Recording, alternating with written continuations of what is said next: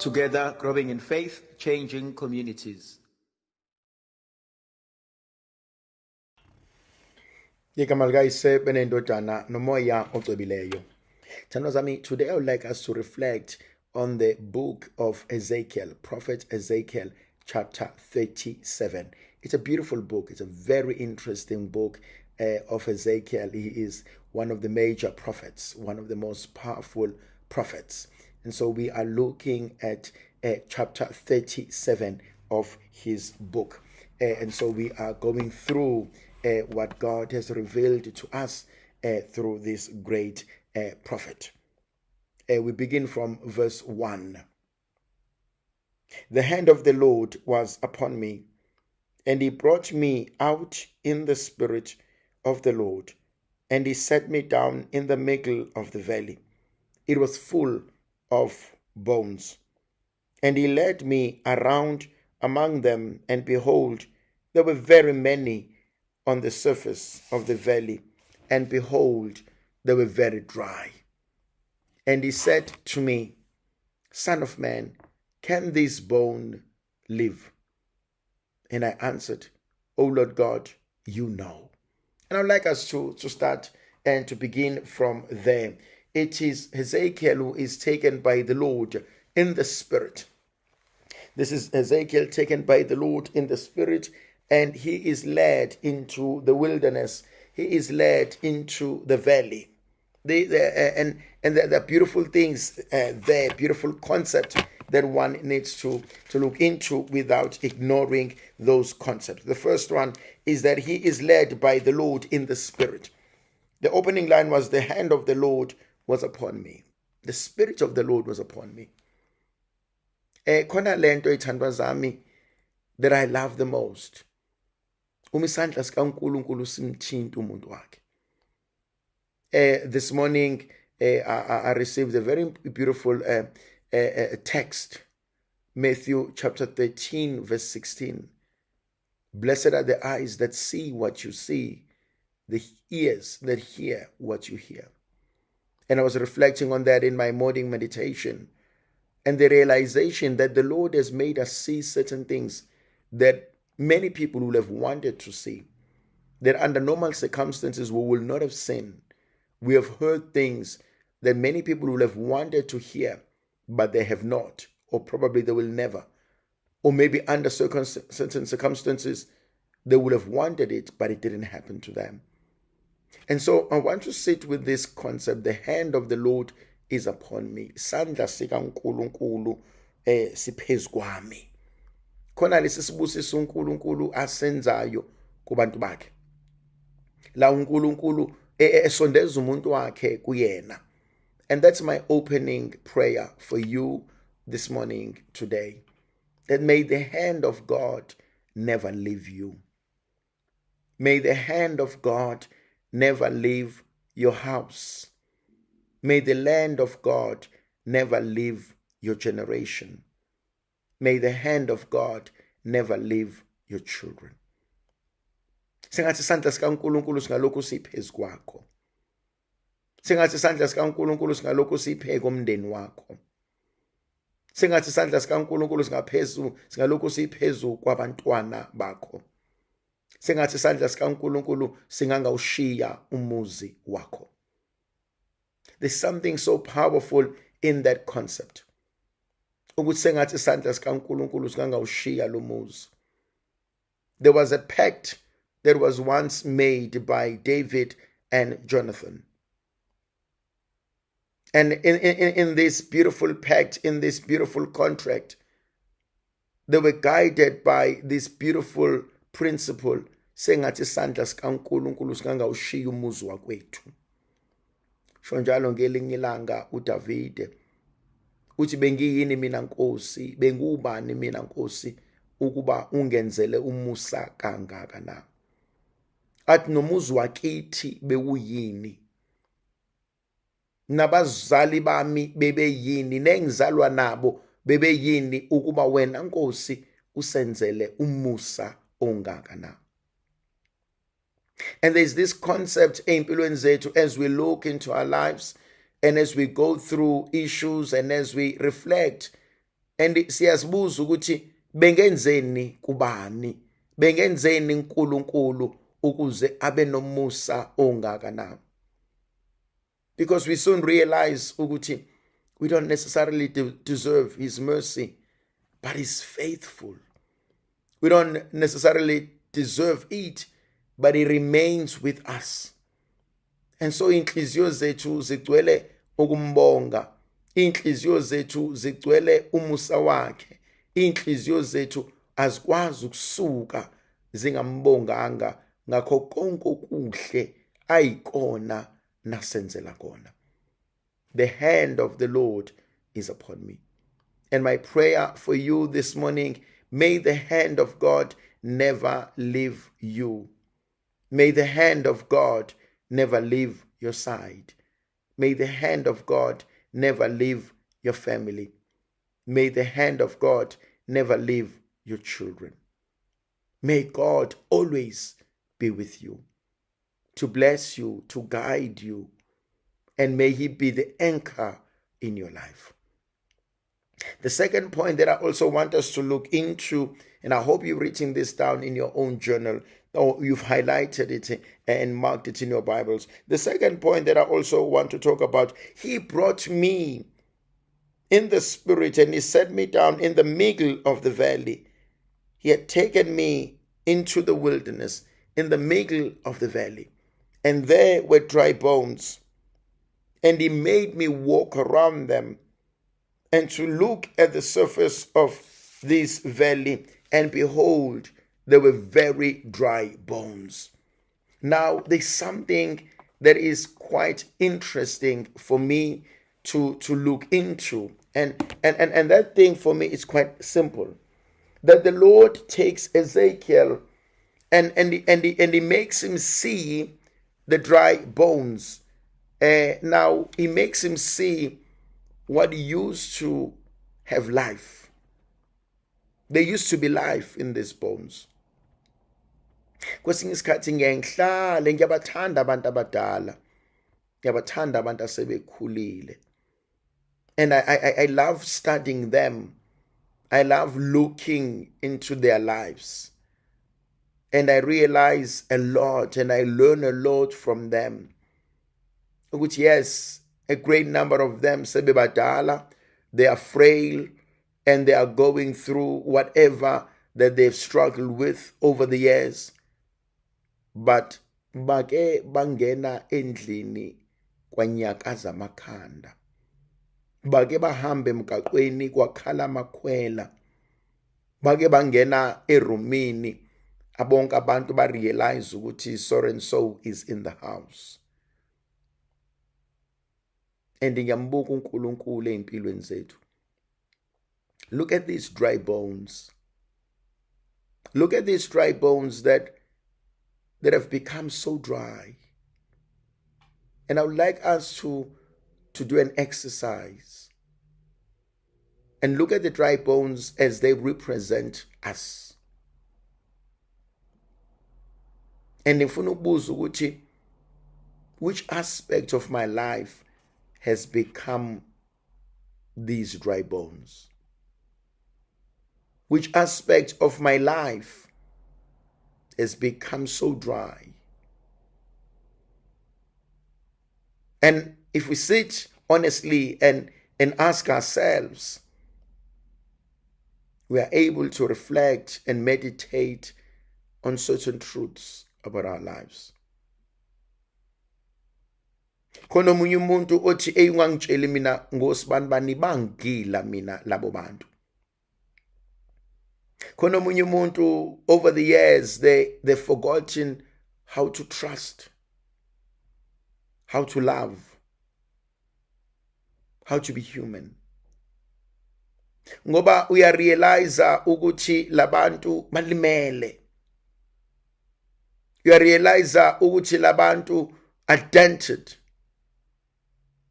Uyarealize ukuthi labantu have gone through so much. And mubuka impilo zabo, abanye babo, they are indifferent. They no longer feel anything. and kumina iyavuka le ndaba. Lamathambo once ran in the cities. Lamathambo once walked in the cities. Lamathambo ake achekedula. Lamathambo ake agqoka ingubo inyama abizwa ngegama namhlanje abizwa ngamathambo. Kodwa lamathambo ngelinye ilanga ake aba yigama lomuntu. Lamathambo ngelinye ilanga ake aba unkosikazi womuntu, umyeni womuntu, ubaba wabantwana, umama wabantwana. And there are moments in our lives zikhona izinto empilweni zethu ekade zafa. And so ngibuka namhlanje uNkulunkulu esimemela ekutheni asike sivakashele that aspect of my life. Ngiyazi ukuthi kwenzakalani. Ngiyazi ukuthi ngalimala kanjani. Ngiyazi ukuthi ngalinyaza ubani. Kodwa futhi mhlawumbe abanye abasazi. Baningi ababe limaza. Angisazi kahle hle ukuthi ubani owangilimaza kakhulu. Kodwa nje ngiyazi ukuthi baningi abantu ababezenzela ngempilo yami. And so you realize ukuthi there are certain aspects in our lives that have become so dry that I'm no longer able to do what I used to do. There's some people who live with constant fear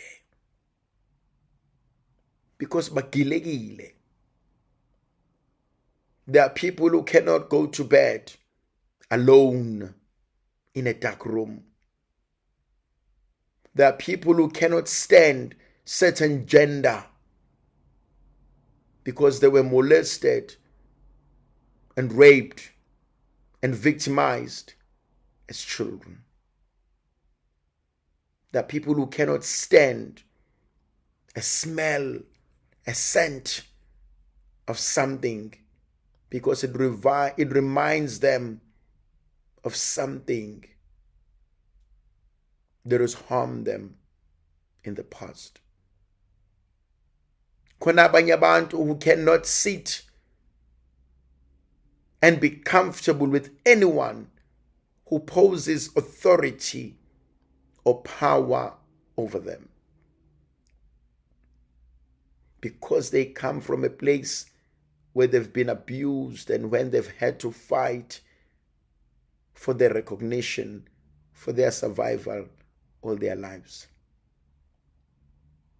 Ikuphi empilweni yami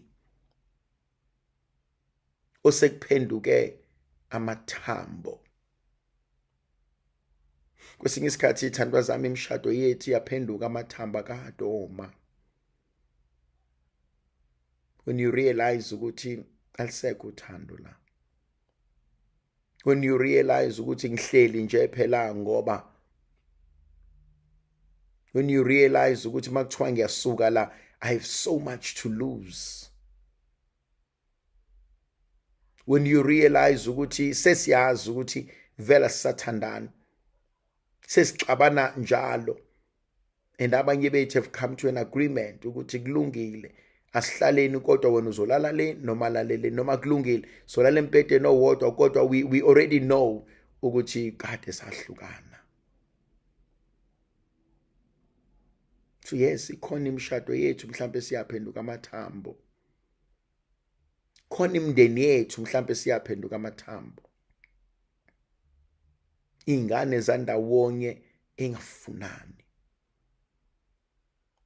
Eyizondana to a point ukuthi makuthiwa ziyabonana ebumnyameni zingabulalana.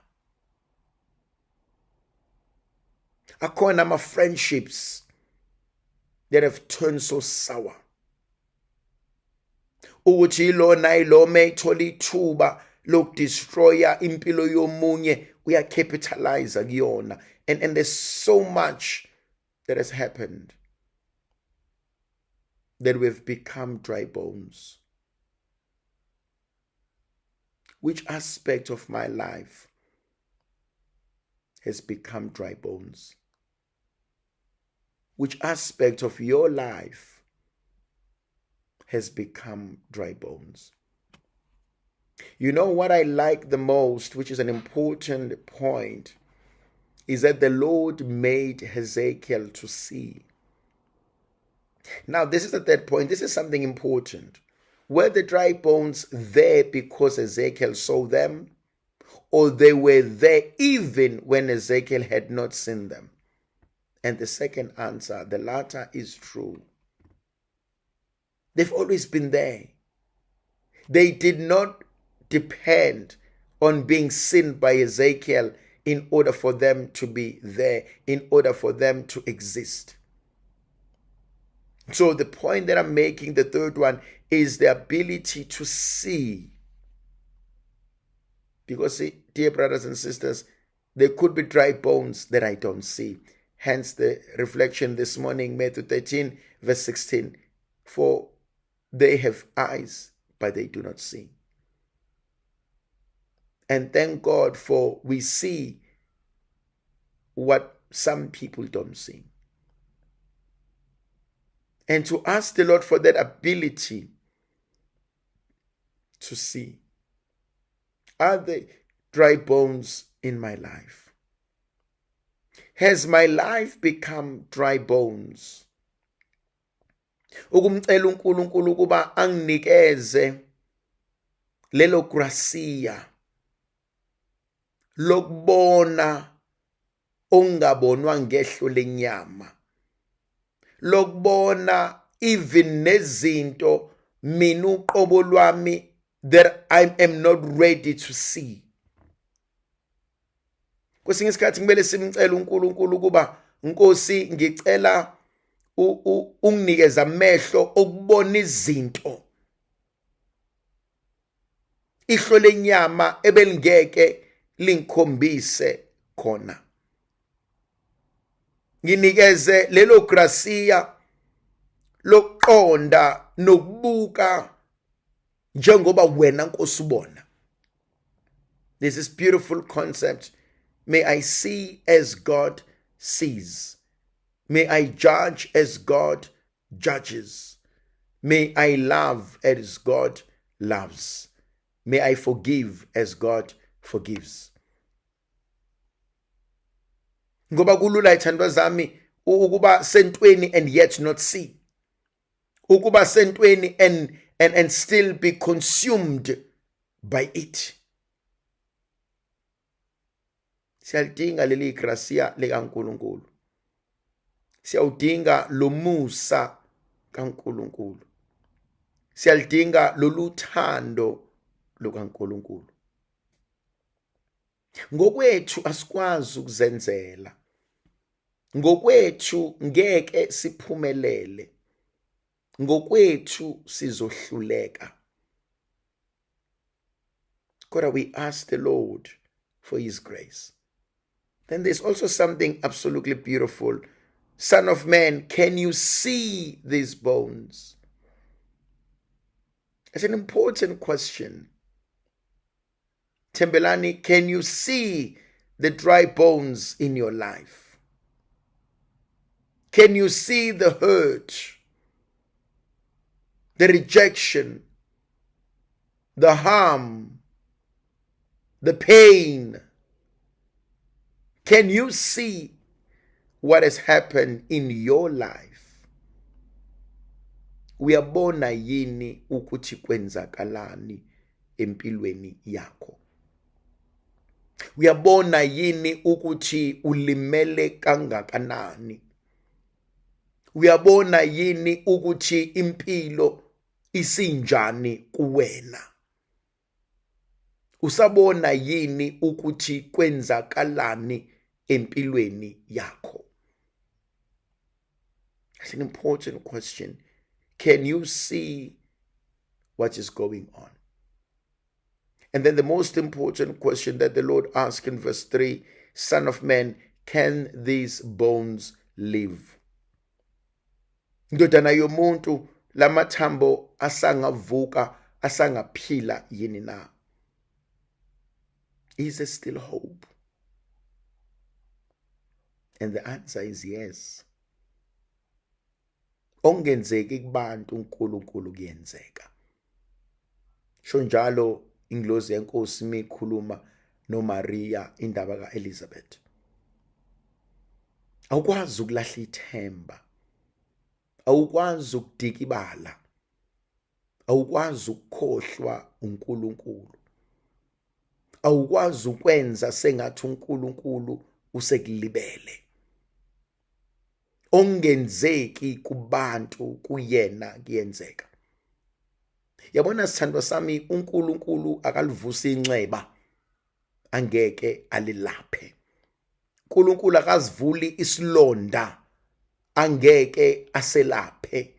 uNkulunkulu akayivezi into angeke ayinqobe. Yafisa uwathathe lawo mazwi and make that the word for today. uNkulunkulu akazivuli isilonda angeke aselaphe. uNkulunkulu akalivuli inxeba angeke alelaphe. uNkulunkulu akayivezi into angeke ayinqobe. The moment uNkulunkulu evula inxeba, if he opens the wound, he will heal it. If he opens any wound, he will heal it. If he reveals anything, he will conquer it. That's guaranteed. Mekalivula nje inxeba, azi ukuthi le ndoda ke siphe kwamacebo sifuna ukulapha leli nxeba. Mekazivula nje isilonda, azi ukuthi nanguke lo muntu usefuna ukusipholisa lesi silonda. Mekakuvezela into, azi ukuthi ke usephe kwabo ufeleba usefuna ukunqoba. uNkulunkulu akanaso isikhathi sokuganga, sokudlala. Alikho inxeba alivulayo engeke alelaphe. Asikho isilonda azivezayo angeke aselaphe. Ayikho into ayivezayo angeke akunqobele yona.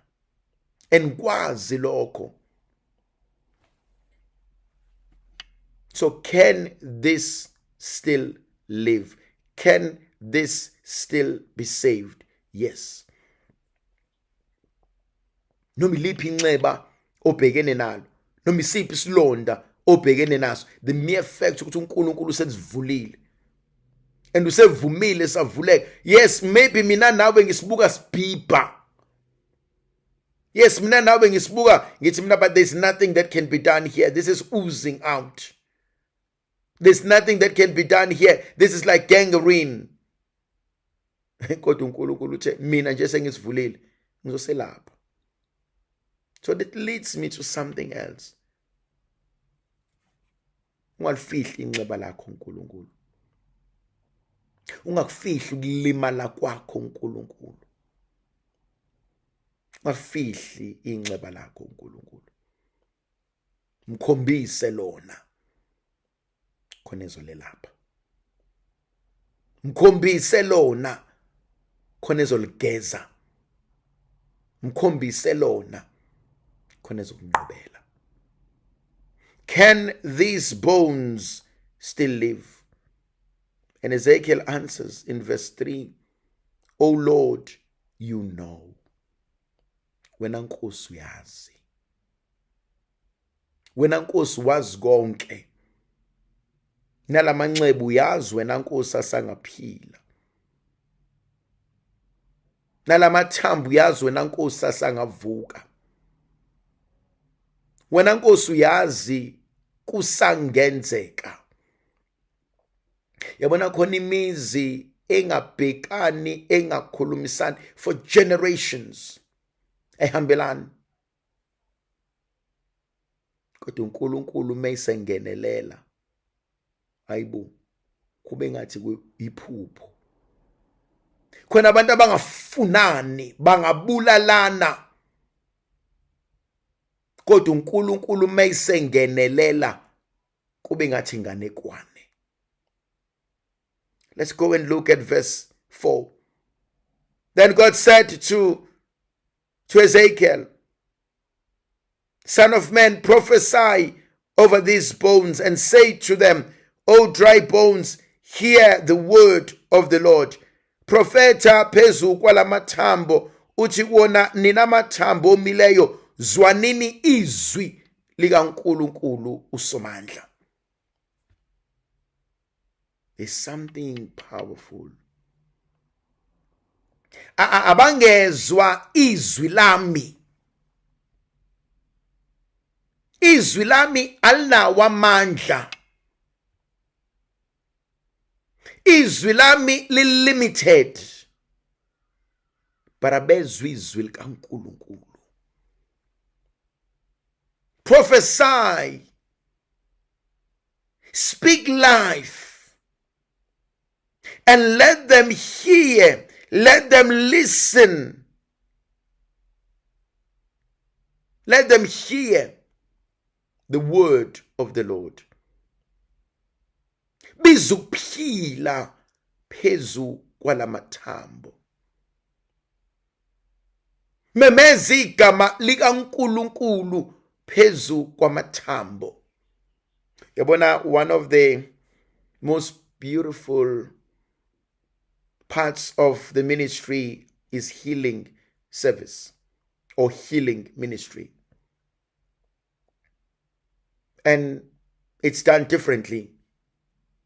Kodwa khona amanye ama situations where kumele ubeke isandla la kubhlungu khona bese ubiza ukuphila.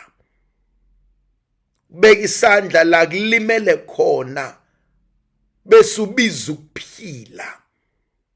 Ubeke isandla where there is an attack bese ubiza umlilo wasezulwini. It's something powerful. Uthi namhlanje uNkulunkulu, prophesy to the dry bones. Let them hear the word of God. Profeta kulamathambo mawezwa izwi likaJehova. We've already identified the dry bones in our lives, in our relationships, in our families, in our work environment, in our family setups, in our love relationships, in our churches. Now, bizizwi likaNkulunkulu. Ungayi ngokuhlakanipha kwami nokwakho. Ungayi ngalokho, because ukuhlakanipha kwami kuyaphela. My philosophy and psychology will fall short. But there's something that remains forever. Izwi likaNkulunkulu. Uthi obhala kahle izwi likaNkulunkulu uthi lingamadoda asiqondisayo endleleni. Uthi izwi likaNkulunkulu lisinkemba ebukhali inhlangothi zonke. Uthi izwi likaNkulunkulu limile ngunaphakade. Uthi izwi likaNkulunkulu aliguquki. Izwi likaNkulunkulu lungu Alpha na Omega. Memeza ukuphila. Biza izwi likaNkulunkulu. That's something very powerful. Sometimes I do that in my life. Engani masikhuluma noNkulunkulu yamkhumbuza nje. Uthi bankosi wena ezwini lakho uthe. There is calling izwi likaNkulunkulu phezu kwesimo. uNkulunkulu uSomandla uthe angazise uyihlo nonyoko. Nabo ubudlelwane bami noma nobaba bungasahambi kahle. Engani wena Nkosi uthe mangibahlonipha insuku zami ziyokwanda ezweni. Engani wena Nkosi uthe mangihamba ngobubunene izitha zami zobe zakho. Engani wena Nkosi uthe impumputhe ziyabona ishosha ziyahamba. Engani wena Nkosi uthe masiza kuwena sizendlala uzosenzela. Engani wena Nkosi ngikubonile ezwini lakho hamba namadoda sendulo. Engani wena Nkosi ngikubonile ungena emphandweni weingonyama awaze wavuma uDaniel ashona. Manje uvuma kanjani mangiphonse emphandweni maqedana ungishiye ngedwa? Speak and prophesy the word.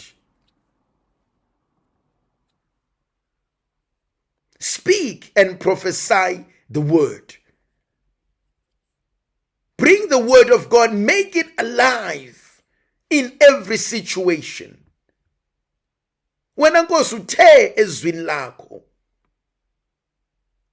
Sho njalo ngelinye ilanga umpostoli Paulos uthi sometimes our words will fail us, but the Spirit of God will speak, will pray on our behalf. That's the word. That's the word. And as the word of God, Nkosi ngisize. Engani wena Nkosi uthe lapha ababili nabathathu behlangene wena ukhona phakathi kwethu. Why this division? Engani wena Nkosi, you said, unless we forgive our brothers from the heart, help me to heal and to forgive and to move on. Help me. This has become dry, and I speak, prophesy life into it. I speak and prophesy your word into it. And that is something powerful. Lithini izwi likaNkulunkulu phezu kwesimo engibhekene naso. Yes, kubalekile to seek counsel from the wise and the learned and the expert, but it is very important. It is great. It is essential to seek it from God. Lithini izwi likaNkulunkulu phezu kwalesimo engibhekene naso. Sho njalo namhlanje uNkulunkulu uthi prophesy to these bones. Say to them, O dry bones, hear the word of the Lord. Verse 5. Thus say the Lord God to these bones, behold, I will cause breath to enter you, and you shall live. Shoka nje inkosi uJehova uNkulunkulu Somandla kulamathambo ithi bhekani ngiyakungenisa kini umoya niphile. I will cause breath, and there's something powerful in that verse. Because the word that he uses here, it's the very same word that he used in Genesis when he breathed on them. Umfundisi uSamke Mkhize emvuselelweni did a very beautiful, powerful homily between impilo nokuphila. Impilo being health. Esikwazi ukuyithenga uma sigula siye ibhedlela. Impilo leyo. Ukuyinakekela lokho. Going to the gym. Impilo leyo. Kodwa ukuphila kuvela kuNkulunkulu. She gave a powerful homily. Mfundisi wase-UCC. And so uthi uNkulunkulu namhlanje kuthina through Ezekiel uthi biza ukuphila. Ngizophefumulela ukuphila phezu komndeni wami. Ngizophefumulela ukuphila phezu kwabantu abami. Ngizophefumulela ukuphila emshadweni wami. Ngizophefumulela ukuphila kubazali bami. Ngizobiza ukuphila. Khona kuzoba khona impilo. That's something powerful. Ayikwazi kuba khona impilo ukuphila kungekho. Ngiyakuswela ukuphila okuvela kuNkulunkulu ukuze impilo ibe ngcono. And this is something powerful. Give me your life. That's why it's called breath of life. Because without this breath, there's no life. Sibiza ukuphila phezu kwempilo zethu. Sibiza ukuphila phezu kwezimo zibhekene nazo. Sibiza ukuphila phezu kwabantwana bethu. Sibiza ukuphila kukona konke edlule kona. I will cause breath to enter, and you shall live. Without this breath, you can never live. Verse 6. And I will lay sinews upon you, and will cause flesh to come upon you, and cover you with skin, and put breath in you, and you shall live, and you shall know that I, the Lord, I am the Lord. So I prophesied, and I commanded, and as I prophesied, there was a sound, and behold, the rattling, and the bones came together, bone to its bone. And I looked, and behold, there was sinews on them, and flesh had come upon them, and skin had covered them, but there was no breath in them.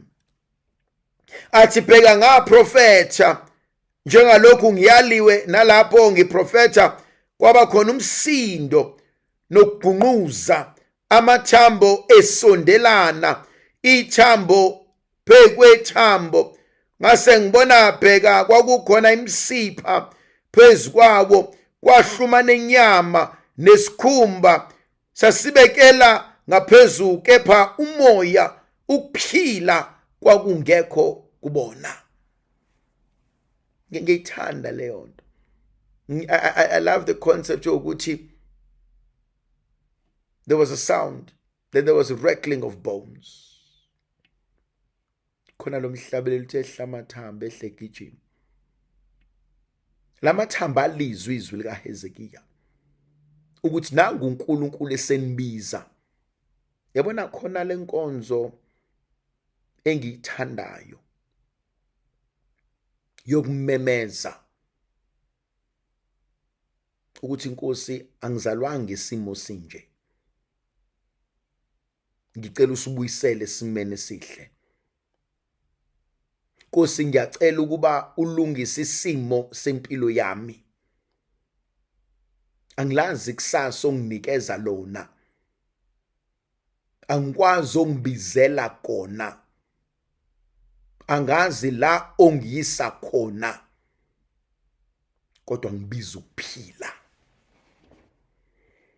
Uyayazi le nkonzo le ozoyenza phezu umntanakho ejuza mathe ngenxa yezidakamizwa notshwala. Yabona uyaphela unyaka, ziyavalwa izikole nemisebenzi, abanye bayabhonasa kodwa imali yebonus ngeke siyibone, bazoyidla nabantu. Kosha uKhisimusi bengenalutho, abanye bamakhosi manje abasahlali nasemakhaya sebehamba amaholidi, so ze sibabone ngonyaka ozayo bengesenalutho. Bengithi mina kuwena namhlanje usangabiza ukuphila phe kwaleso simo, sangabamemeza bengekho ekhaya.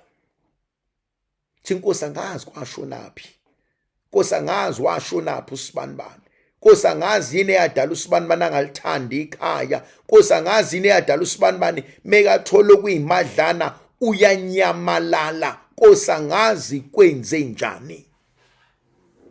Khona lenkonzo yokumemeza, maqedane kube khona umsindo, maqedane amathamba ahlangane. Ubobuza abantu abagangile kuthiwa bayakwazi ukuphonsa amantombazane ngepoliyane nangofufunyane, ingane yomuntu yosuka le mazweni ihamba ihayiza iziyofika kulomuntu omphonsayo. Umuntu ozalwe owesifazane ekwazi ukwenza ukuganga ongaka, how much more uNkulunkulu uNkulunkulu akakwazi ukumsondeza ambuyise, akakwazi uNkulunkulu ukulanda ingane yami ekade yahamba la ekhaya, akakwazi uNkulunkulu ukulanda umyeni wami okade abhunguka la ekhaya, akakwazi uNkulunkulu ukubuyisa unkosikazi wami okade ahamba, akakwazi uNkulunkulu ukubuyisa izinto engimele ngabe eza la ekhaya. Ukuthi inkosi mina la ekhaya angisazi, nganginey'ngane kodwa namhlanje ngihleli ngedwa and angasaba ngani and siyakhuluma nazo inkinga ikwazi ukungena la ekhaya. Uma uNkulunkulu uSomandla kukhona into eyatshalwa kuleli igceke edala ukuthi iy'ngane zami zingangeni la ekhaya, uNkulunkulu ibolise, ikhiphe, isuse.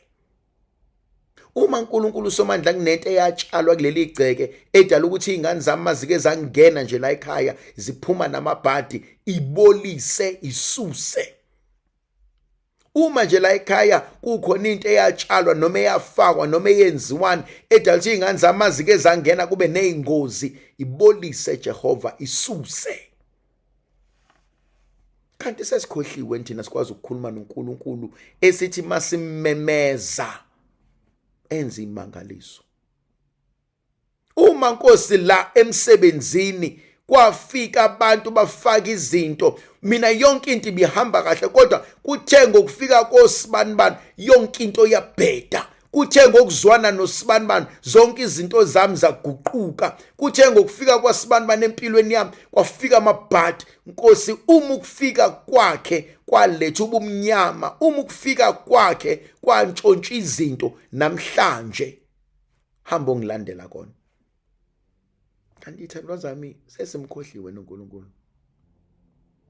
Sesikhohliwe noNkulunkulu ukuthi uyakwazi ukwenza imangaliso.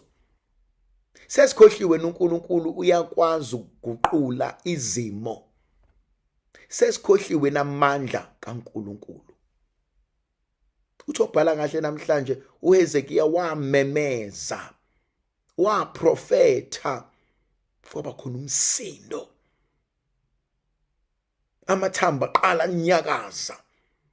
Akekho wayeyitshela amathambo ayoke anyakaze. Akekho wayeyitshela amathambo ayoke abe nempilo. Akekho wayeyitshela amathambo ayoke abuye nawo uqobo lwawo ayingayitshela ukuthi ayobuya. Kodwa lithi izwi likaNkulunkulu wabiza ukuphila kuwona. Wawamemeza maqedana lizwi izwi likaJehova. Ufuna ukungitshela uNkulunkulu wethu uyehluleka? Usengahluleka nje ukungilungisela izimo. Usengahluleka ukungilandela izinto. Usengahluleka ukubuyisa abantu bami. Usengahluleka ukubuyisa okudliwe isikhonyana. Hayi. Angimazi mina uNkulunkulu enjalo. Angimazi. Ngimazi mina umabizo asabele. Ngimazi mina ethi masiya kuyena asenzele. Verse 9. Then he said to me, prophesy to the breath. Prophesy, son of man, and say to the breath, thus says the Lord God, come from the four winds, O breath, and breathe on these slain, that they may live. Wayesethi kimi, profeta kuwo umoya, profeta ndodana yomuntu, uthi kuwo umoya, isho njalo inkosi uJehova ithi, woza moya, uvele emimoyeni yomine, uphefumulele laba ababuleweyo ukuba baphile. I like that. He gives him power to prophesy to the breath. Bizuphila emagumbini amane omhlaba. Ngibiza ukuphila phezu kwesimo engibhekene naso emagumbini amane omhlaba. Ngimemeza ukuphila emagcekeni ami. Ngimemeza ukuphila kubantwana bami. Ngimemeza ukuphila emsebenzini. Ngimemeza ukuphila esimweni engibhekene naso. Ngibiza ukuphila. Yabona khona inkonzo engiyithandayo mina. Engihlezi ngithi mina Nkosi ngicela ngene wena before ngene mina lapha. Uba ngibona mina mangibusisa. Ngiqale ngiphonse uNkulunkulu before ngiyathela. Angene wena Nkosi before kufike mina. Angene wena Nkosi before ngene mina. Ezingibuyele ekhaya ngamaholide. Ezingiyohlangana nonkosikazi wami nabantu abami ngamaholide. ezingiyohlangana nomyeni wami namaholide, ezingiyohlangana nabazali bami ngamaholide, angifike wena Nkosi usulungisile. Angifike wena Nkosi usuhlelile. Ezingiyongena kulo msebenzi omusha, angifike wena Nkosi usulungisile. Uthi biza ukuphila. Khona le nkonzo ebalekile yokubiza ukuphila phekwe impilo zethu. Yokubiza ukuphila phekwe izimo. Uthi hamba phambi kwami Nkosi, mina ngizoza emva kwakho. Hamba ungilungisela Nkosi ngalama holiday, mina ngizofika usulungisile. Phela siyamcela uNkulunkulu uthi hamba ubiza ukuphila phekwa lamathambo. Ngethanda verse 10, so I prophesied, and as he commanded me, and the breath came into them, and they lived and stood on their feet, an exceedingly great army. Oh my God, ngaprofetha njengalokhu ngiyaliwe, umoya wangena kuwo, aphila ama ngezinyawo zawo, impi enkulu kakhulu impela. That's something powerful. That's something powerful. Oh my God, I'm not sure noma nibonile leyo nto. It was just dry bones. But after breath came into them, they became a great army. Kokwamathambo nje. Kodwa after umoya ophila sungenile kubona, baphenduka impi ebabazekayo. Khona izinto kwene kade zalala, ekade zafa, ekade zakhohlakala, kodwa mangasana umemeze ukuphila phekwazo, izwe ngelibona ukuthi ubani. They won't recognize you. Khona abanye abantu engithi mangihlangana nabo, and I realize in the world of the spirit, this person is so powerful, and yet they do not know. Khona abanye abantu uyabona uthola ukuthi nihlele emcimbini onisemncwabeni oyini, normally kuvama ukuvela lokho mase bedlile bephuzile, umuzwe huba umuntu, and bese uyezwa kwele mimoya ukuthi hey akahambi yedwa lo muntu. Khona omunye umuntu othi mehuba uzwe ukuthi hayi akayedwa lo muntu, khona lento uNkulunkulu ayibekile kuloya muntu. Khona omunye umuntu oyihlalela le kude ongenzi lutho, kodwa mumuzwe huba, musondele eduze kwakhe, urealize ukuthi hey lo muntu akahambi yedwa. The sad part ukuthi abanye boze bafe bengazanga, boze bashone bengalazanga iqiniso ngeimpilo zabo. Khona abanye abantu are so powerful. They are so powerful and they don't know it.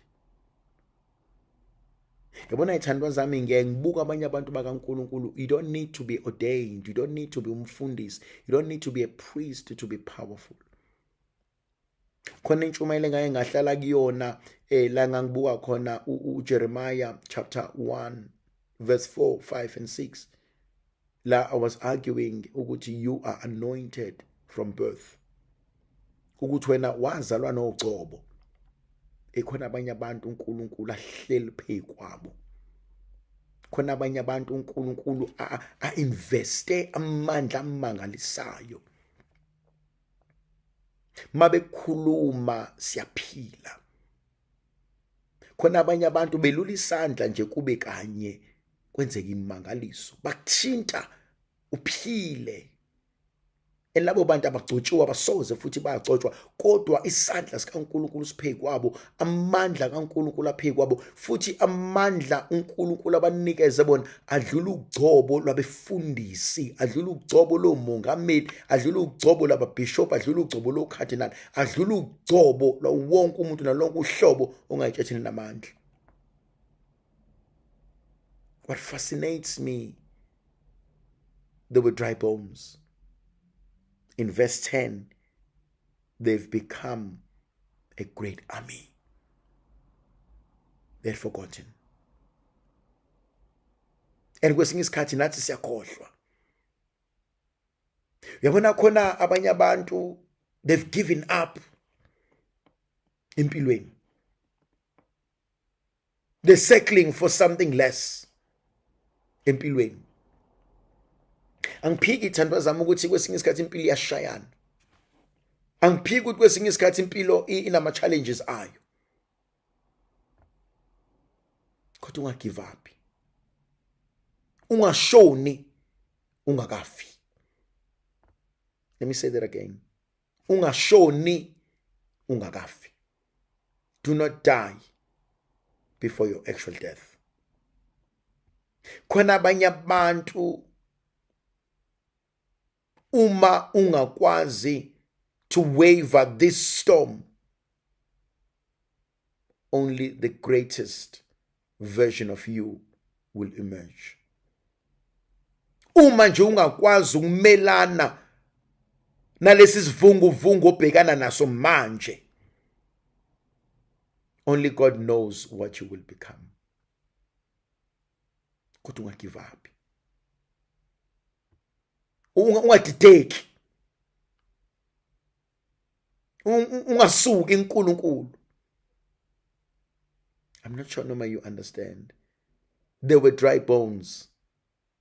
They've become a great army. Sebe yimpi akekho ngamelana nayo. Sebe yimpi enamandla ngendlela ebabazekayo. Izwe alikakayiboni imfihlakalo nenkazimulo uNkulunkulu ayibekile empilweni yakho. Izwe lazi futhi alikakaboni. Mhlambe futhi abanye boze bafe bengabonanga. Kodwa don't die. uNkulunkulu engakayivusi imfihlakalo empilweni yakho. Don't die. uNkulunkulu engakawuvusi umsebenzi empilweni yakho. There were dry bones.